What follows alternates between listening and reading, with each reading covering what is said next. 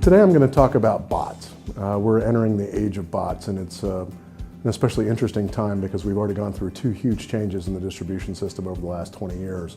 We obviously went to websites in the late 90s, early 2000s, and then mobile was the big thing, right, from really 2007, 2008 on.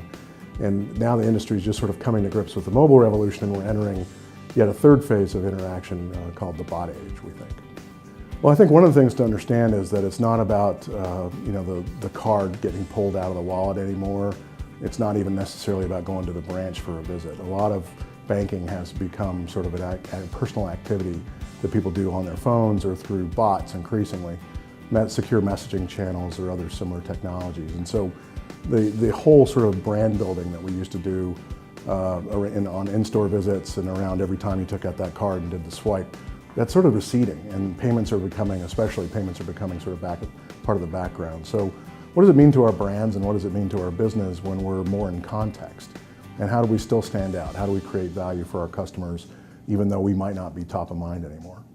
Yeah, I mean, texting has become really prevalent in our society. I mean, if you've ever met a 15-year-old, you can see how many thousands of text messages they can pour out in a week.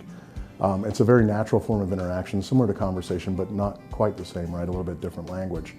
And so what's happened is they started off as just messaging channels, but they've become a way of doing business, and they've become a way for whole families to do business together, right? I mean, if you've got sons or daughters, you're probably dealing with them for allowance via their text message or clearing credit card transactions for them, et cetera. So it's a very natural form of communication, and what's happened now is we've added a security layer and we've added the ability to start putting transactions in context. So the big tech companies have really sort of driven that forward, Facebook probably being most prevalent with it, or Messenger.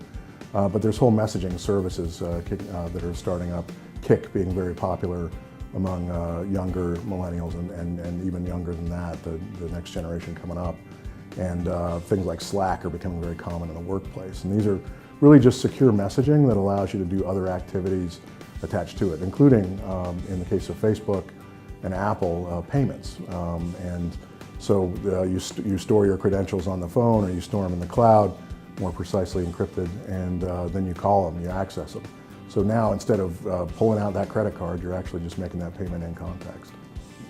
It's interesting because the first assistant was actually built back in the 60s, and if you talk with some of the graybeards that were involved in the Xerox PARC days and really trying to create the technology, they never thought this day would come because you had to have this confluence of events, very super fast processors and very advanced natural language recognition.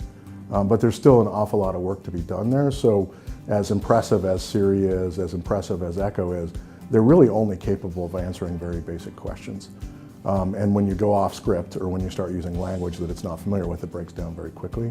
So there's still a tremendous amount of development work that needs to happen before this becomes sort of as valuable as it's going to be. But at some point, it's going to be as easy to talk to Echo as it is for us to go back and forth in a conversation. It'll pick up the nuance. It'll be able to understand who's talking. It'll be able to provide prompts and ask us what we're trying to accomplish and maybe do things for us in the background. So I think remember that this started 30, 40 years ago.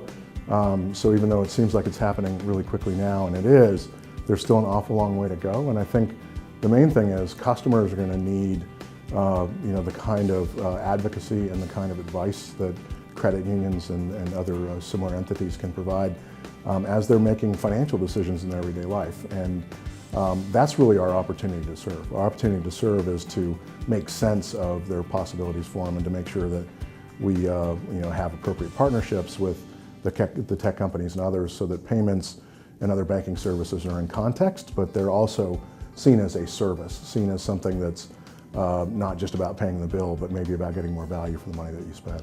I think credit unions have their heart in the right place. Credit unions are meant to serve their customers. And because of that, they start from a very customer-centric perspective in sort of everything that they do. So that's one thing that's really interesting about this conference is everyone is really sort of all about the customer from the very beginning. And then the innovation part of this is huge. So we've started to reap some of the benefits of advanced analytics now as an industry, but really this is one of those rare conferences that really tries to stretch your imagination about what the possibilities are. And inside of credit unions, it's really all about bootstrap innovation, right? You're not writing huge checks. You're trying to create value for your customers with really the best bang for the buck. And so I just admire sort of that scrappiness and the customer focus.